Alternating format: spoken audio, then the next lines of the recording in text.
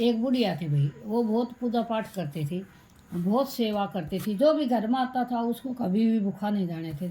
उसका एक बेटा था, वो बेटा ऐसा निकम्मा था, और जब भी जैसे भी वो बूढ़ी के पास आता, कोई भी आता था तो बोलता है तू तो इसको रोटी खिलाती है, उसको रोटी खिलाती है। बूढ़ी बेचारी बहुत परेशान हो जाती थी।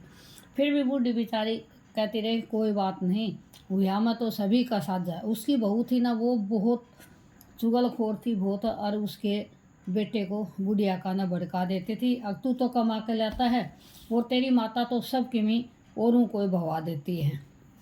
तो वो बोला अब वो और झगड़ा वालू हो गया और कहने लगा तू तो मैं तो कमाता हूँ और तू तो आने जाने वाले में पूरा दान पुण्य में गमा देती है। एक दिन वो कहाँ जा रहा था तो कहने लगा हे माता मेरे को रोटी बना के दे दो। बूढ़ी कहने लगी तेरी रोटी तो मैंने बना कर पहले ही भेज दिया। बोला ठीक है। अब वो गया गया तो वहाँ देखा मेला लग रहा, मेला में गया तो देखा तो कुछ भी नहीं है वहाँ, वहाँ कुछ भी नहीं है। तो उसने सोचा मेरी माँ ये कह रही थी अक मेरे को तो रोटी मतलब भेज दी हैं, लेकिन माता ने तो रोटी अभी तक मेरे को तो कोई नहीं आया मेरी रोटी लेके ना।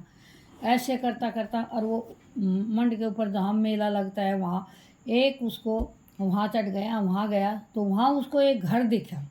तो वो भूखा मरता मरता उस घर के सामने जैसे वो गया तो उसमें से एक औरत निकली और वो कहने लगी आओ साहब पानी पियो पहले तो, और फिर मैं चाय बनाती हूँ और आप आराम करो, और फिर मैं रोटी बनाती हूँ फिर रोटी खा के जाना।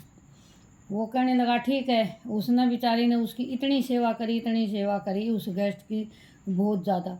तब वो चलने लगा तो वो कहने लगी अब सुनो जी कल जाओ ना तो आप मेरे को बता के जाइयो, मैं आपके लिए रास्ते का भोजन भी बना कर दूँगी और आप खाना खा के भी चला जाना। तब उसने उसका बेटा ने सोची अरे मेरी माता सही बोलती थी, अकमन ने तेरा खाना भेज दिया। जब मेरी माता किसी को भोजन कराती थी तो मेरी बहू मेरी माता के प्रति और मेरे को भड़काती थी। तो इसलिए बोलते हैं कर्म करना चाहिए, कर्म सबसे बड़ी चीज़ होती है।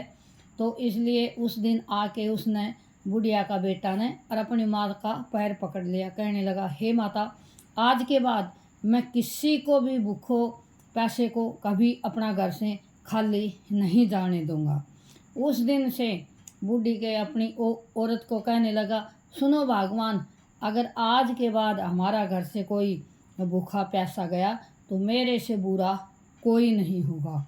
उस दिन उसने दोनों मियाँ बीवियाँ ने और अपनी माँ का पैर पकड़ के और उन दोनों ने आशीर्वाद लिया कि माँ हमको आशीर्वाद दो, आज के बाद हम ऐसा कोई कर्म नहीं करेंगे जो आपको भी ठेस पहुँचे और हमको भी। तो इसलिए बोलते हैं और सबसे बड़ा होता है कर्म, पुण्य धर्म ये सब है, कर्म करो फल की इच्छा मत करो। संतोष देवी।